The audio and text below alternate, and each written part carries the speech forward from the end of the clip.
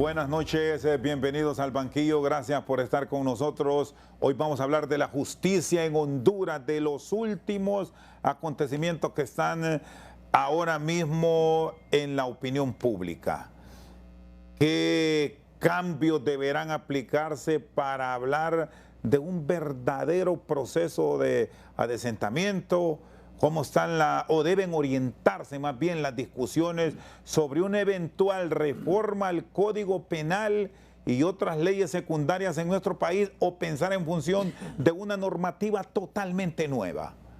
Nos acompaña el distinguido jurista nacional y analista de la realidad política de Honduras, don Raúl Pineda Alvarado. ¿Qué tal está? Bienvenido, abogado. Buenas noches. Pues complacido de acompañarlo. Hay una serie de temas que se han enfocado de manera muy tópica, muy superficial. Queremos resolver problemas nuevos con viejas estructuras, empezando por la función del derecho penal y del Código Penal. La mayor parte de la ciudadanía cree que el derecho penal es un catálogo de conductas reprochables a las cuales se señala una pena, y eso no es así. La función del derecho penal es controlar el poder punitivo del Estado. Uno de los grandes avances históricos es esa sentencia bíblica de ojo por ojo y diente por diente. ¿Por qué? Porque eso le da el componente de la proporcionalidad. En los inicios de la humanidad, por un ojo le cortaban la cabeza. Entonces, una de las grandes innovaciones del derecho penal es la proporcionalidad. En la medida que se comete el acto reprochable, en esa medida debe ser el castigo.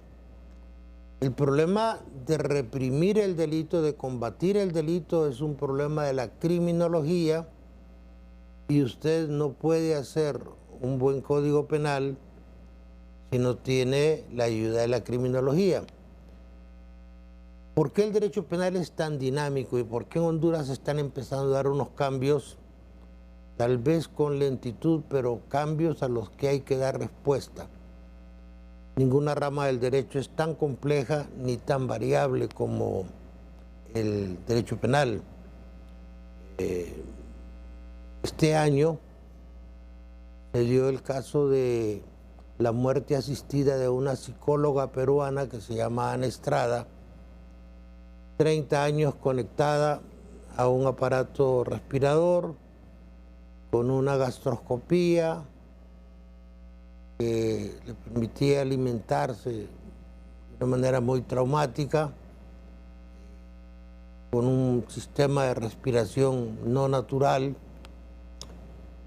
y técnicamente hablando, un código tradicional le dice que el médico o el personal de salud la mató cuando la desconecta.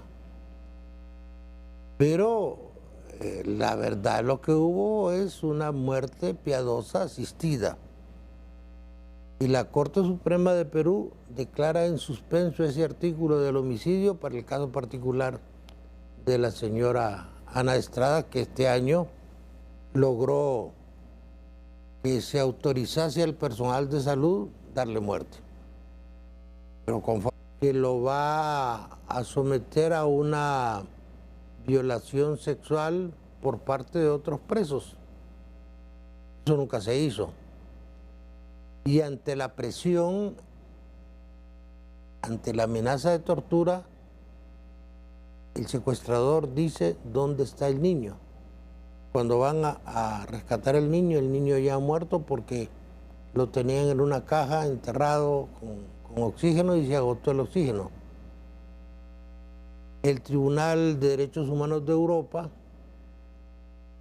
condena al subdirector de la policía de Frankfurt, pero el gobierno alemán lo protege y termina poniendo una simple multa. ¿Qué pasa si en un estadio de fútbol se coloca una bomba, se captura al terrorista y el terrorista no quiere decir dónde está la bomba? Entonces ellos empiezan a hablar de la tortura no letal por salvamento. Figuras totalmente nuevas. ¿Puede la policía disparar sobre alguien que va huyendo? La policía no. Pero el custodio de un centro penal para evitar una fuga podrá disparar. Entonces, ese tipo de situaciones deben estar contempladas en un nuevo Código Penal. Entonces, si usted me pregunta, ¿es necesario un nuevo Código Penal? Sí, pero este gobierno ya no tiene tiempo de hacerlo. ¿Por qué? Porque hoy hay fenómenos tan nuevos, por ejemplo, el fenómeno de las neurociencias. ¿No comparte entonces reformas o por el tiempo que tiene la actual administración, la apuesta debe ir por modificaciones ahora mismo para entrar de lleno a una nueva estructura en un nuevo cuatrienio? Déjeme plantearle un caso.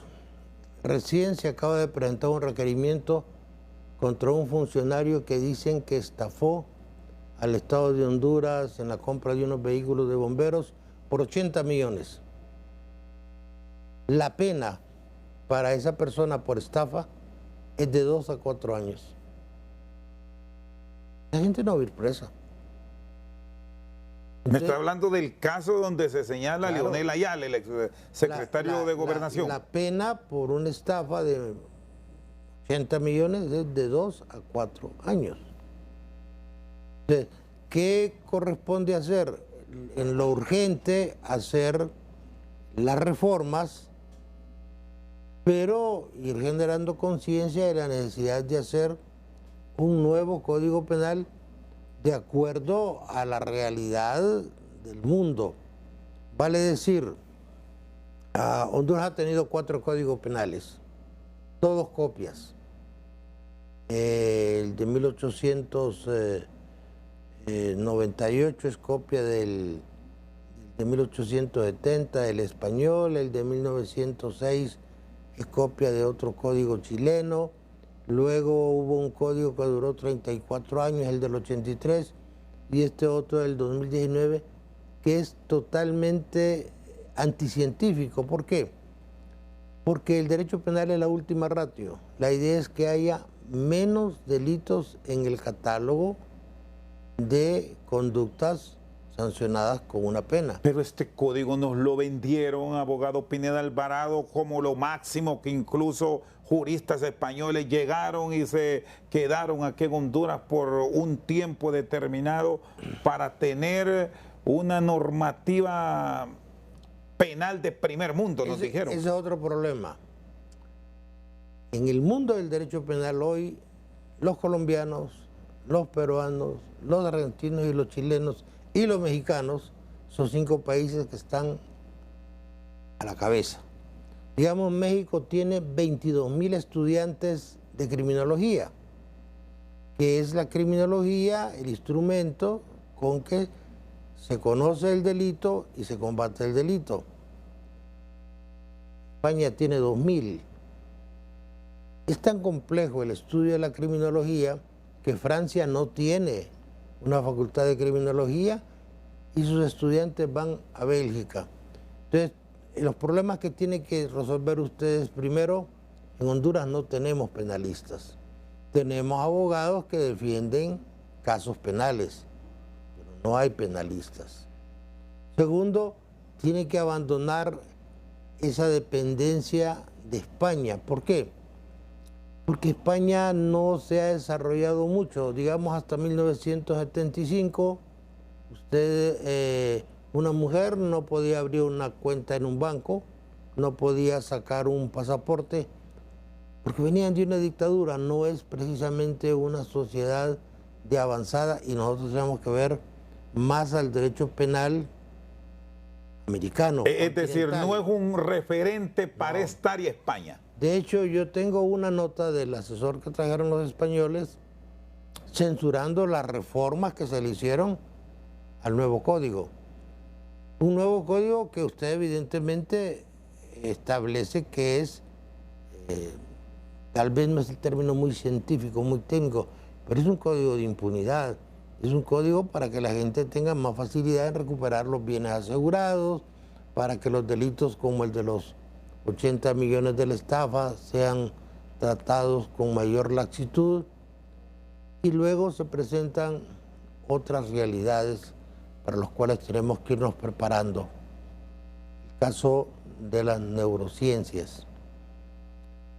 En las neurociencias se dan cuenta que, por ejemplo, los suicidas no tienen melatonina, que la gente muy violenta lo que tienen lo que se llama hiperbulia, que es lo que se da en Tegucigalpa, cuando dos conductores tienen algún disenso y se bajan y se toman de puñetazos. Hay conciencia, pero no hay control de la voluntad. O el caso de los cleptómanos que se van a robar un lápiz, un cenicero. La esencia del delito es la voluntad, yo quiero hacerlo. Pero el que tiene problemas hormonales, ese no puede controlar su voluntad. Entonces, se dan fenómenos donde se requiere una visión más latina. Yo no sé si usted ha visto la película Enigma. Es la vida de Alan Turing. Alan Turing es un tipo, un matemático que descubre todos los códigos cifrados del ejército alemán. Entonces él empieza a decir, hay un mensaje donde van a destruir tal barco, donde van a bombardear tal ciudad, y salva millones de vidas. Pero Alan Turing escribe un libro que se llama Piensan las máquinas. Y hasta 1972 en Inglaterra la homosexualidad era delito. Ya Alan Turing lo llevan a juicio y él plantea una alternativa: o va a la cárcel o lo castramos químicamente. El hombre opta por la castración química y luego cae en un proceso depresivo y se suicida. El año pasado el gobierno inglés en sus billetes mandó a señalar, a fijar la cara de Alan Turing por la labor patriótica y científica que realizó. De ahí que nosotros somos idólatras de todo lo que es del viejo continente, y no siempre es así. Y yo les recomiendo ver esa película, que hay 7 versiones de la película, actualmente la pasan con mucha frecuencia, creo que está en Netflix, se llama Enigma, y es la vida de Alan Turing. Y el tipo empieza a darse cuenta de que a nosotros nos enseñaron, por ejemplo, que el delito era un acto humano. Después nos dijeron que las personas jurídicas pueden delinquir. Ahora las máquinas. ¿Qué pasa con los vehículos autónomos? Los vehículos que se manejan sin conductor. En Los Ángeles, en Estados Unidos, un vehículo de esos inexplicablemente se encendió, avanzó y mató a una persona. ¿Quién es el culpable? Entonces, ese tipo de situaciones nuevas que se van dando aceleradamente tienen que ser objeto de un estudio en un código que al final lo que le va a decir a ustedes: mire, ya los fulanos que tienen problemas con hormonas, con las neurociencias, no ocupan abogados, no ocupan jueces, ocupan biólogos farmacéuticos que le van a decir: mire, usted no puede ir preso, usted no ocupa la cárcel, usted lo que necesita es estar, pongan esta hormona, que le quiten esta otra hormona y lo vamos a mandar a un centro psiquiátrico. Entonces ya van a ser farmacobiólogos los que van a juzgar, no van a ser precisamente los abogados, que dicho sea de paso, generalmente sirven solo para generar problemas. Hoy usted, para hacer un código, necesita toda una batería de profesionales, antropólogos sociales, economistas, criminólogos, que hay que empezar a hacerlo. Muy bien, el abogado Raúl Pineda Alvarado con nosotros al banquillo. Una pausa, ya regresamos. Seguimos esta noche al banquillo sobre estas reformas, abogado Pineda Alvarado, o la planeación y planificación, dos puntos fundamentales para un nuevo Código Penal a futuro. Bueno, esto tal vez para los países modernos, y aquí en nuestro país estamos en un estiría encoge por una cárcel en las Islas del Cisne, y pensar en enviar personas a centros psiquiátricos, a tener esta estructura, no es una ilusión esta. Bueno, primero el Código Penal tiene que ser un experto. ¿Usted recomienda a los mexicanos como punto de partida? Colombianos, peruanos. Sí, porque ellos han mandado a su gente a estudiar a Alemania. Y ahí se han formado, y es una nueva generación de verdaderos penalistas, es decir, manejan la dogmática penal. Una cosa es ir a hacer trámites a los juzgados o hacer lo que se ha estado haciendo en este escándalo del Poder Judicial. Corromper a un fiscal, corromper a un juez, es una cosa. Pero un código se lo tiene que hacer un experto. ¿Cómo hace un código usted? Primero busque un economista, un criminólogo, un antropólogo social, un psiquiatra forense, gente que le pueda dar un verdadero sentido a las penas. ¿Esta pena para qué sirve? ¿Cómo vamos a trabajar nuestra política criminal? Por ejemplo, prohibir 2 varones en una sola motocicleta es una medida de política criminal que en alguna medida ha funcionado, ha resultado.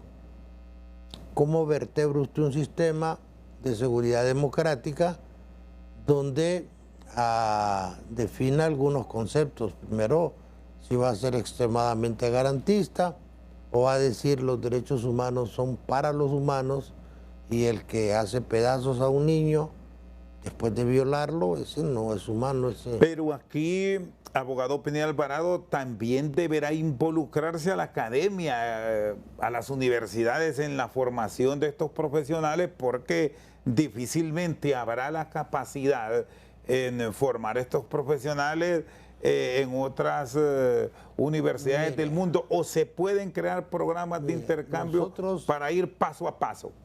Nosotros aportamos lo que llamamos criminología de campo. Como los policías aportan criminología de campo, una criminología que no se aprovecha. Nadie conoce a los criminales como los policías. Pero nuestra formación académica es muy deficiente por un fenómeno, y se lo digo desde la óptica que yo soy profesor de una maestría en Derecho Penal. El problema de la... ¿Qué falencias encuentra? ¿Qué hay que corregir? Primero, que tiene que ver con esa no exigencia de excelencia académica. Es decir, aquí en las universidades privadas le dicen a usted, no aplace un estudiante, porque si se aplaza, pues se nos van a ir y ya no va a haber curso. La comercialización de la educación está haciendo mucho daño a la academia.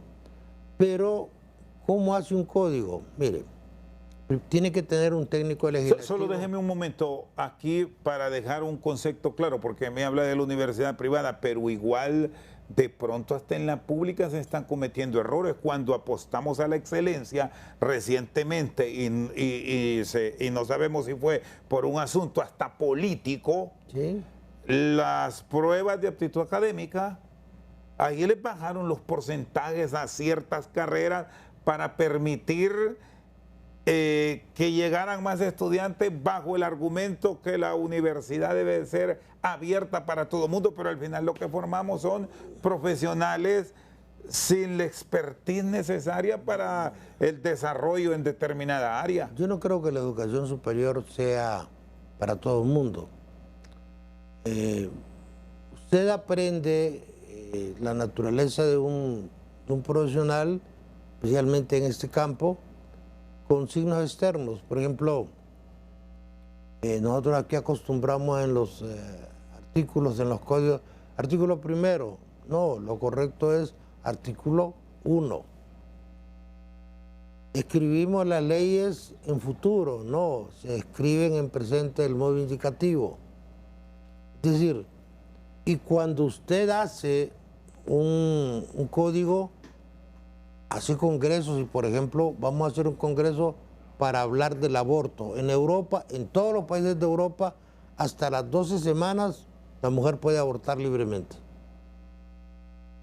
En Honduras se va a poder hacer eso.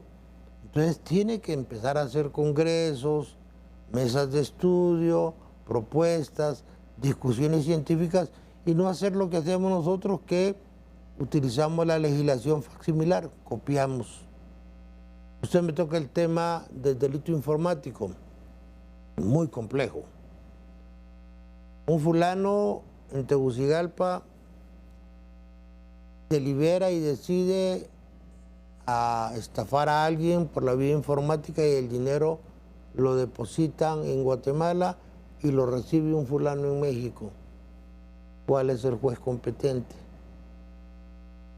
Por lo que ha pasado con esos delitos en Honduras, donde yo incurrí en un delito de lavado, fui a Estados Unidos, allá hice un arreglo, me dijeron va a estar 2 años preso, y cuando regreso a Honduras, digo, no, me van a juzgar 2 veces. Sí, pero los bienes jurídicos que dañó aquí, el daño que causó aquí, el delito que cometió aquí, ¿cómo queda?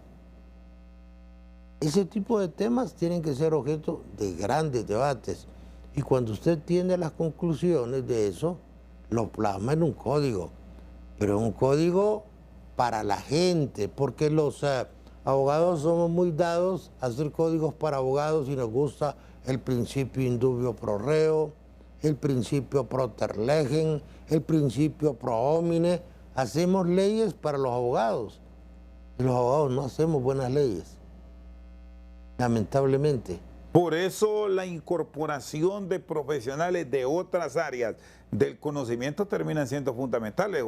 Y bueno, usted lo planteaba, hay que tener economistas y financistas, claro, psicólogos forenses, criminólogos. Es decir, y la presencia del sociólogo.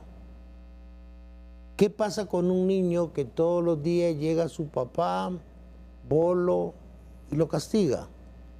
Pues la hormona dopamina le va a ir creciendo todos los días, y todos los días, y todos los días. Y cuando llegue a un adulto va a tener tal producción de dopamina que lo va a volver una persona intolerante, lo que llama la gente los mecha corta, ¿va? Que por cualquier cosa explota, va a reaccionar violentamente. Ese no ocupa ir a la penitenciaría, ni ocupa un juez, ni ocupa un abogado. Cuando usted va donde el psiquiatra, ¿qué es lo que le da el psiquiatra? Se va a tomar esta pastilla. ¿Qué es lo que le está dando? Una hormona para tranquilizarlo. La misma droga depende de la dopamina. La droga de la felicidad, la hormona de la felicidad, la herencia. Yo no sé si usted ha oído que le dice, este cipote salió igualito, tiene las mismas cosas del abuelo. Factor genético. Entonces usted tiene que analizarlo, porque de repente está criminalizando a un enfermo o a una persona que no puede controlar su voluntad. Y el delito fundamentalmente requiere un acto volitivo. Entonces, si usted me dice a mí, ¿qué hay que hacer? Bueno, hay que hacer las reformas que hay que hacer. Por ejemplo, ¿qué reformas deben plantearse ahora? Porque usted me dice que no hay tiempo. ¿Y cuánto en espacio se requiere para comenzar a experimentar estas modificaciones? Partiendo de que, viendo lo político, que usted lo conoce muy bien, ese Congreso es un desorden. Mire, el gran problema de esto es que hay una Comisión Jurídica Nacional, por lo menos hasta hace algún tiempo estaba funcionando. De ahí debe surgir el código. Y una vez que usted lleve el código al Pleno, debe haber conciencia de que una vez que lo conozcan los diputados, no lo trastoquen. Porque el gran problema de los códigos es que pido la palabra, señor presidente, yo quiero recomendar, quiero proponer como moción que tal expresión se cambie, que tal expresión se modifique. Y ahí es donde los códigos se trastornan. Por eso en Costa Rica legislan las comisiones, petit comités, grupos pequeños, frente a nuevas realidades. Yo no sé si usted recuerda recientemente cuando la ciudad se llenó de humo y de polvo. Alguien es responsable de ese delito. Y es un delito grave y nos afecta a todos. Pero aquí nosotros seguimos pensando bajo un esquema decimonónico, un esquema del siglo antepasado. ¿Por qué? Porque nuestra legislación son copias. Entonces usted tiene que investigar, usted tiene que trabajar, jueces, fiscales, policías, centros penitenciarios. ¿Realmente la cárcel rehabilita a las personas? ¿Alguien cree que en una penitenciaría uno se va a reinsertar, a resocializar, a rehabilitar? Todos sabemos que no. Pero la Constitución dice que esa es la función de la pena. Pero los españoles cuando llegaron aquí a Honduras como asesores de este Código Penal, justamente planteaban eso, que había que ver cómo quedaba lo de la penalización con cárcel, porque a estos recintos penitenciarios no se iba nada y se pensaba bien en función de una verdadera rehabilitación y recuperación de cuanto se trataba de fondos públicos. ¿Cómo va a recuperar usted a alguien al que le aplica una prisión de por vida? Que aquí le dicen pena perpetua, cárcel perpetua. No, no hay penas perpetuas. Cuando usted muere terminó la pena. Pero ¿cómo lo va a rehabilitar? La Constitución ordena la rehabilitación si lo va a tener encerrado de por vida. Son grandes contradicciones porque no se han puesto a estudiar. Sí hay que imitar alguna normativa, pero no necesariamente copiarla. Y nosotros copiamos cosas que no tienen mucho sentido. El derecho penal de Guatemala es totalmente diferente, 23 etnias, 23 dialectos, donde la gente no entiende necesariamente el idioma. ¿Cómo va a sancionar usted a una persona por una conducta prohibida de un idioma que no entiende? ¿Qué es lo que pasa en Guatemala? En Honduras es diferente. Aquí la presencia de las etnias es mínima, pero tenemos un grave problema de política criminal y es la extorsión. La extorsión está generando más daño que el tráfico de drogas. Pero aquí la política criminal es: vamos a combatir el tráfico de drogas. Por cierto, no se dice narcotráfico porque no trafican en narcóticos, sino que vamos contra la droga. Pero la extorsión la descuidamos y ahí es donde la política criminal tiene que funcionar a decir: no, el problema es la extorsión. ¿Por qué? Porque usted puede poner un pequeño negocio y no se mete a problemas y lo extorsionan siendo víctima, mientras que usted droga, compra si quiere comprarla. Es un acto volitivo. Entonces, todo ese tipo de cosas tienen que contemplarse en los congresos, donde hay mesas de trabajo y decimos: vamos a establecer si el aborto lo legalizamos o no. En el Código del 83 ni se había publicado el código cuando ya estaban reformándolo. Y en esto lo tuvimos más de 130 días en suspenso y cambiamos la figura de la persona jurídica como sujeto activo de derecho. No estamos haciendo bien las cosas. Es decir, para usted en nada va a quedar esta propuesta. O quizás y sobre todo, ¿en qué podría terminar a sabiendas de que esto va a tocar en un año, si es que se hace estrictamente político? Y usted ya sabe qué pasa en los años políticos. No olvide esto. Esos temas son temas para expertos. No puede venir el presidente del Congreso y decir: mire, nombro una comisión para que me haga un código. ¿Por qué? Porque es un trabajo altamente especializado y con un contenido de filosofía muy complejo. Es decir, ¿va a ser un código garantista o va a ser un código fundamentado en el derecho penal del enemigo? va a ser un código donde usted va a inocuizar, es decir, no me importa si este es un enfermo, este es un peligro, lo agarro, lo meto a la cárcel y genero seguridad. Bukele no anda haciendo perfiles psicológicos, los agarra y van presos y la gente está contenta. O vamos a tener una visión de la óptica de los derechos humanos, que ese es otro problema, ¿eh? Y vamos a ver si este es un enfermo, si lo que ocupa es estar en un centro psiquiátrico o estar en su casa al cuidado de una persona, o cómo. Ese tipo de cosas solo las puede hacer un experto, no las puede hacer un político. El político lo que tiene que hacer es estudiar el código, hacer sus recomendaciones y en el debate ser lo más prudente posible. El abogado Raúl Pineda Alvarado con nosotros al banquillo. Una pausa, cuando regresemos vamos a hablar un poco también de este conflicto que enfrenta la Corte Suprema de Justicia y la Fiscalía de la República. Acciones de este fin de semana donde el propio fiscal general ha tenido que actuar con un operador de justicia. Ya volvemos.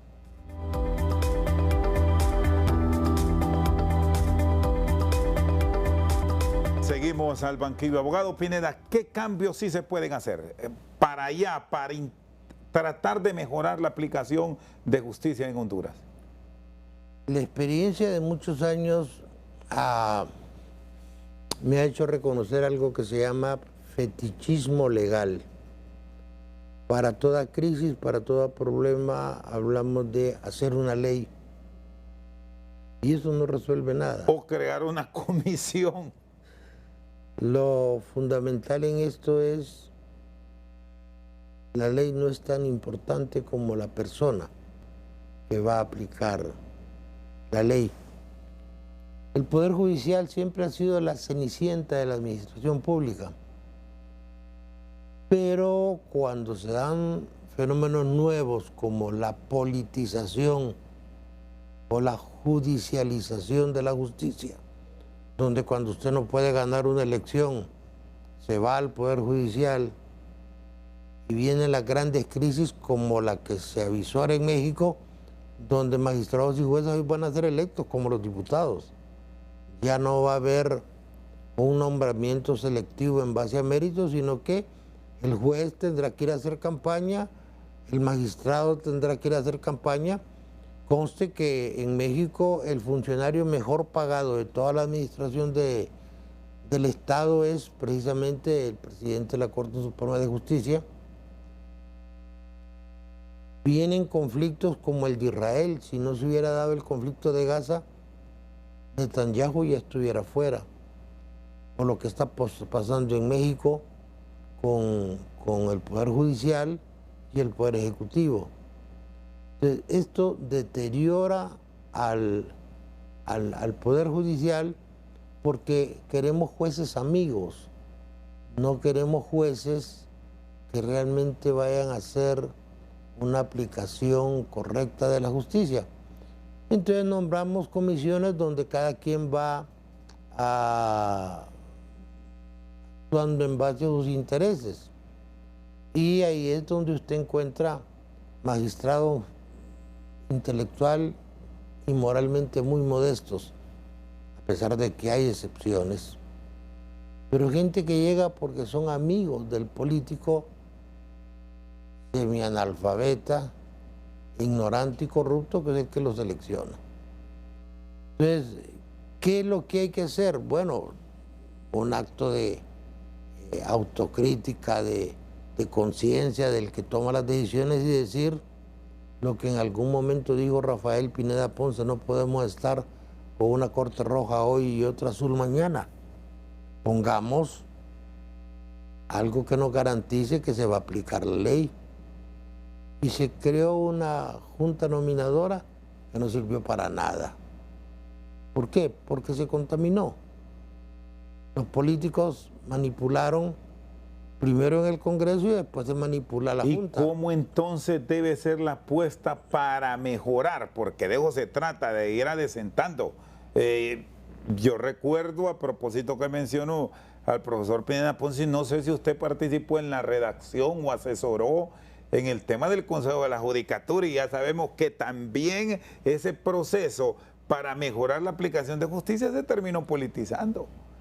Y la gente, mire, cuando hicimos la junta nominadora, pues que vengan los empresarios, los trabajadores, el colegio de abogados, los sectores sociales, no funcionó. Cuando se hizo el Consejo de la Judicatura era, los magistrados son para conocer temas judiciales y la parte administrativa, el manejo de presupuesto, lo va a manejar exclusivamente el Consejo de la Judicatura. Tampoco funcionó. ¿Por qué? Por la gente que se coloque en esos cargos. Simple y sencillamente así. Cuando exista una conciencia adecuada de la importancia del Poder Judicial, porque nadie quiere invertir en un país donde el fallo de un juez lo va a poner en riesgo en su inversión, o donde van a haber 60.000 manzanas de terreno ocupados violentamente, ilegalmente, y los fiscales y los jueces no quieren tomar las decisiones para garantizar mi propiedad privada, a la cual dice la Constitución tengo derecho, entonces no invierto. Es decir, lo fundamental para crear un ambiente de inversión y fortalecer el Estado, no el Estado de Derecho, sino el Estado constitucional y democrático de derecho, porque, digo esto porque Hitler tenía un Estado de Derecho, ahí había leyes, pero no era constitucional ni era democrático. Entonces, si no hay una buena administración de justicia, aquí no va a haber desarrollo nunca. ¿Cómo lo va a tener? Ponga buena gente. En Honduras hay buena gente. Pero la tentación del poder de manipular, de ordenar, hace que en los cargos del Poder Judicial ponga gente poca cosa. La recomendación sigue siendo una ruta para ocupar cargos. Y se ha visto ahora mismo.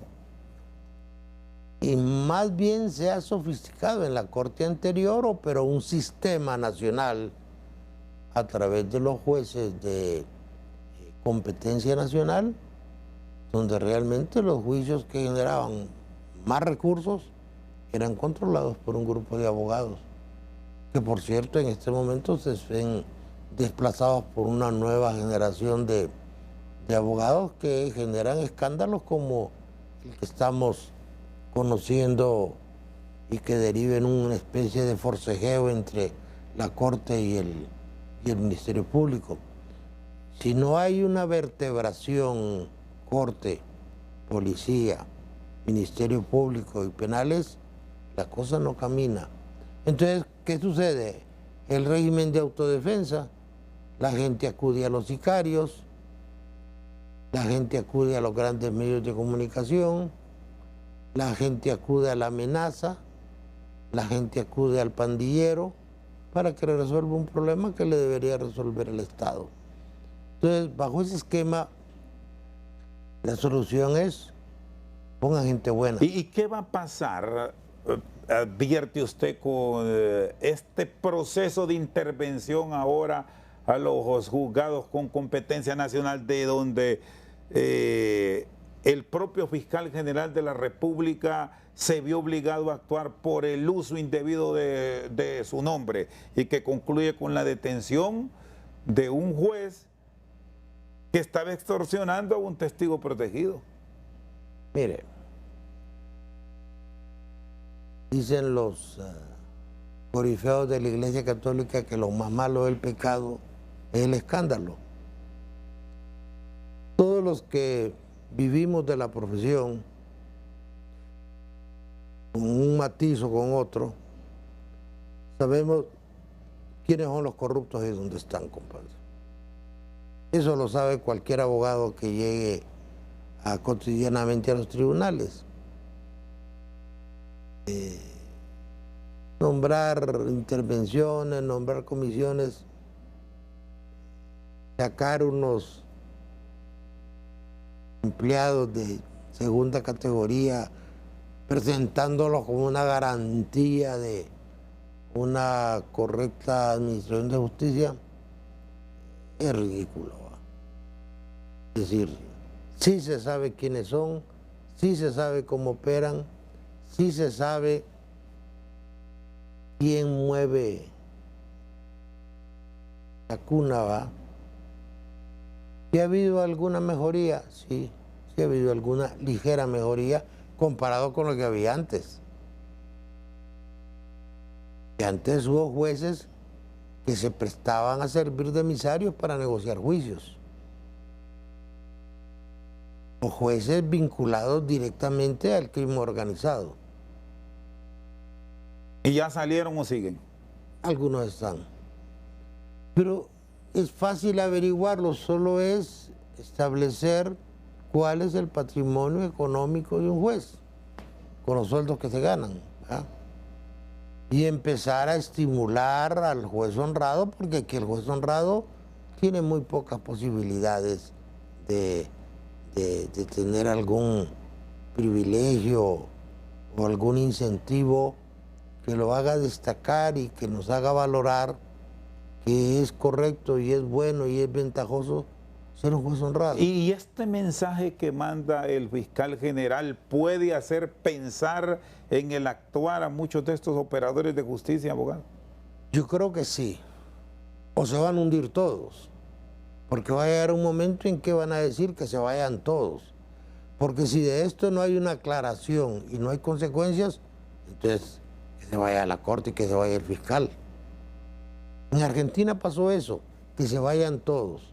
Hoy tiene que haber una respuesta. Y cuando hoy escuchamos a la presidenta de la Corte que ha comparecido, usted tuvo la oportunidad de escucharla, de verla, y dice que no crean en esos rumores que hay, que el fiscal llegue a profundidad, que investigue y que proceda, y que son rumores cuando se hacen vínculos, partiendo que aquí entre lo político, un político dijo que hay un esposo de una altísima funcionaria del Poder Judicial que está involucrado en el soborno. La pregunta es, ¿podrá la honorable presidenta de la Corte Suprema decir otra cosa? Lo que tiene que decir es lo que dijo. Vamos a investigar, vamos a llegar a las últimas consecuencias, emplazo al fiscal para que llegue al fiscal, mientras pasa el tiempo y las cosas se van enfriando. El problema es que la gente ya se cansó y que ya se perdió la fe en algo tan importante como es la administración de justicia. Si usted me pregunta, ¿hay jueces honrados? Sí hay. Magistrados también hay. Pero el sistema está colapsado. Usted necesita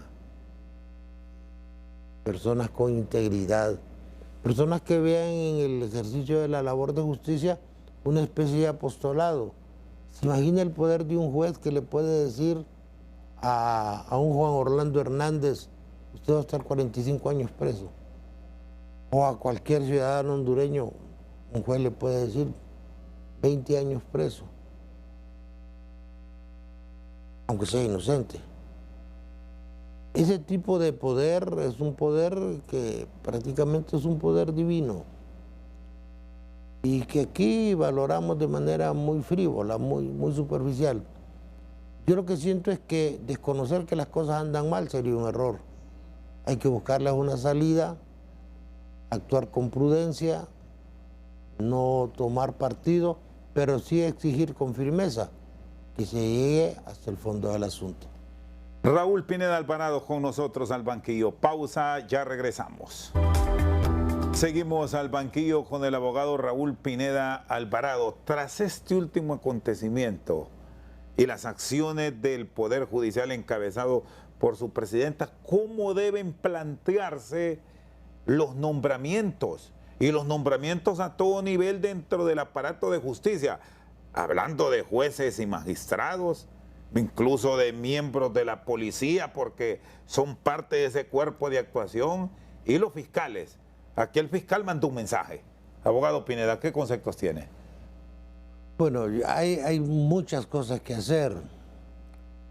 Uno es modernizar el Poder Judicial. Usted ve en Brasil, tienen el sistema, un robot Sócrates, está el Prisma en Perú, está Prometeo en Colombia. Con eso usted va a descongestionar el trabajo. Y segundo, este es como un cuerpo, tiene que empezar por la cabeza. Cuando tengamos un liderazgo íntegro y honrado, la presidencia de la República, el resto del cuerpo se va a sanear.